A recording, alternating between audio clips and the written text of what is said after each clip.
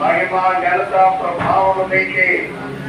ఈ పరిశుద్ధ దేవ ఆరాధనకి వచ్చిన వీళ్ళందరినీ దీవించి వారి కుటుంబాలను కాపాడి బలహీనలను ముట్టి బలపరిచి యెహోవాయే బలమిచ్చేవాడు, యెహోవాయే నాకు బలమని ఎదుగోని బలమైన నమ్మిక ఇచ్చి ఉన్నానని ప్రభువా.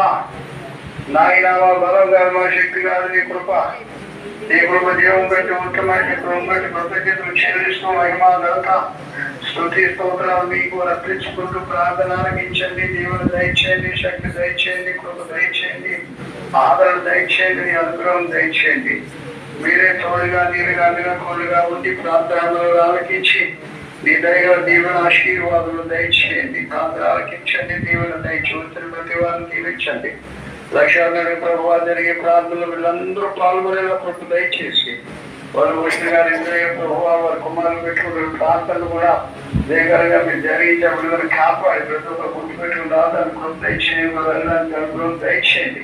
అక్కడ వీళ్ళందరూ దీవించారు. జరిగిన ఆరాధన బట్టి కృతజ్ఞతలు వందనాలు స్తోత్రాలు అర్పించుకుంటూ కానుకలు పెట్టి స్థుతులు మహిమ ఘనతలు మీకే అర్పించుకుంటూ యేసయ్య అతి శ్రేష్ఠ నామంలో ప్రార్థించడం వేడుకుంటూ ఉన్నాము తండ్రి. మన తండ్రి అయిన దేవుని ప్రేమయు ప్రభువైన యేసుక్రీస్తు వారి కృప పరిశుద్ధాత్మ దేవుని కన్య సహవాసము ఇప్పుడు ఎల్లప్పుడూ సదా తోడని సంరక్షించును గాక. ఆమేన్. అందరికీ వందనాలు.